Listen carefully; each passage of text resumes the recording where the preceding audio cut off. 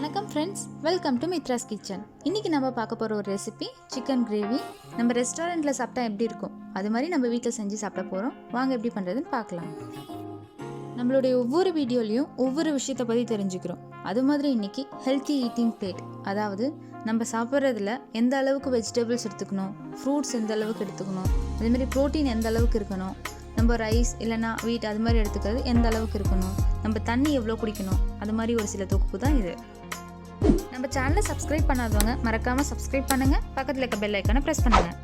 தேவையான பொருட்கள்: 700 gram chicken, காரத்திற்கேற்ப காஞ்ச மிளகாய், 6 முந்திரி பருப்பு, தேவையான அளவு உப்பு, 1/4 கப் துருவின தேங்காய், 2 டேபிள் ஸ்பூன் எண்ணெய், 2 டீஸ்பூன் மிளகாய்த்தூள், 1 டீஸ்பூன் கரம் மசாலா, 1 டீஸ்பூன் தனியாத்தூள், 1/4 டீஸ்பூன் மஞ்சத்தூள், 1 மீடியம் சைஸ் தக்காளி, 2 மீடியம் சைஸ் வெங்காயம், கொஞ்சமாக கருவேப்பிலை, கொஞ்சமாக கொத்தமல்லி. ஃபர்ஸ்ட் நம்ம பேஸ்ட் ரெடி பண்ண போகிறோம். அதுக்கு நம்ம முந்திரி பருப்பு வறுத்துக்கலாம். முந்திரி பருப்பு சேர்க்கலனாலும் பிரச்சனை இல்லை. முந்திரி பருப்பு சேர்த்தோம் அப்படின்னா நமக்கு ரெஸ்டாரண்ட்டில் சாப்பிட்ற அந்த டேஸ்ட்டு, நம்ம கிரேவிக்கு ஒரு திக்னஸ் கிடைக்கும். அதுக்காக நம்ம சேர்க்குறோம். இது ஒரு 30 செகண்ட் வறுத்ததும் நம்ம இதில் காஞ்ச மிளகாய் சேர்த்துக்கலாம். நான் இங்கே 5 காஞ்ச மிளகாய் சேர்த்துருக்கேன். உங்களுக்கு எவ்வளோ காரம் வேணுமோ அவ்வளோ சேர்த்துக்கலாம். இது எல்லாமே ஒரு 1 நிமிஷம் அளவுக்கு நம்ம வறுத்துக்கலாம். அதுக்கப்புறம் இது தனியாக எடுத்து வச்சுட்டு நம்ம 1/4 கப் துருவின தேங்காய் சேர்க்குறோம். தேங்காய் கொஞ்சம் ப்ரௌன் கலர் ஆகிற வரைக்கும் நம்ம வறுத்து வச்சுக்கலாம். இந்த மாதிரி ஆனதும் நம்ம இதையும் தனியாக எடுத்து வச்சுக்கலாம். இப்போ இது எல்லாத்தையும் சேர்த்து நம்ம அரைச்சிக்கலாம். முந்திரி பருப்பு, காஞ்ச மிளகாய், அப்புறம் நம்ம வறுத்து வச்சுருக்க தேங்காய், இது எல்லாத்தையும் சேர்த்து நம்ம அரைச்சி வச்சுக்க போகிறோம். இந்த அளவுக்கு அரைச்சிருந்தா போதும்.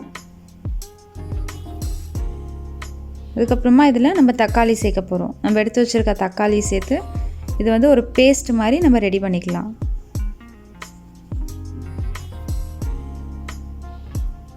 இந்த அளவுக்கு பேஸ்ட் மாதிரி ரெடி பண்ணியாச்சு. கடாய் சூடானதும் இதில் 2 டேபிள் ஸ்பூன் அளவு எண்ணெய் சேர்த்துக்கலாம். எண்ணெய் காஞ்சதும் இதில் நம்ம நறுக்கி வச்சுருக்க வெங்காயத்தை சேர்க்க போகிறோம்.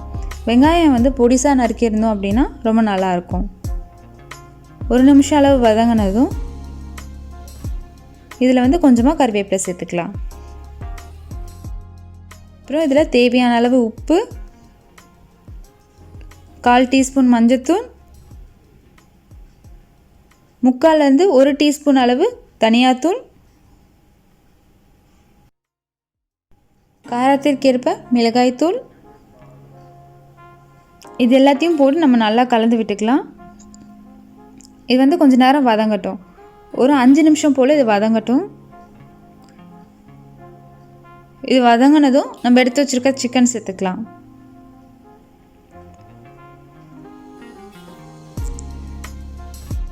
இப்போ இது எல்லாத்தையுமே நல்லா மிக்ஸ் பண்ணி விட்டுக்கலாம்.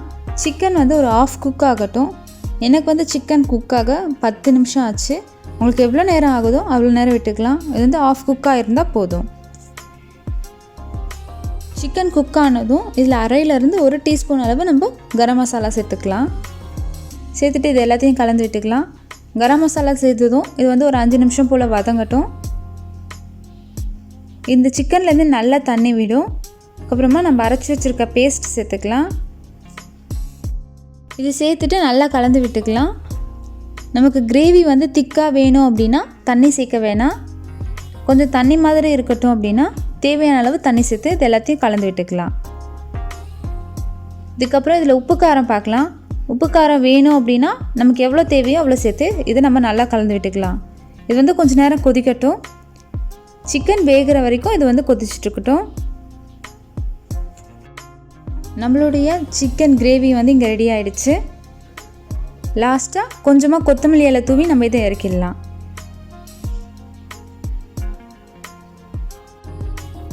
நம்மளுடைய சுவையான சிக்கன் கிரேவி இங்கே ரெடி ஆகிடுச்சு. இது பிரியாணி கூட சூப்பராக இருக்கும். அதேமாதிரி ரைஸ், சப்பாத்தி, நான் எல்லாத்துக்கூடவும் இது ரொம்ப நல்லாயிருக்கும். நீங்களும் உங்கள் வீட்டில் ட்ரை பண்ணி பார்த்துட்டு எனக்கு கீழே கமெண்ட்டில் சொல்லுங்கள்.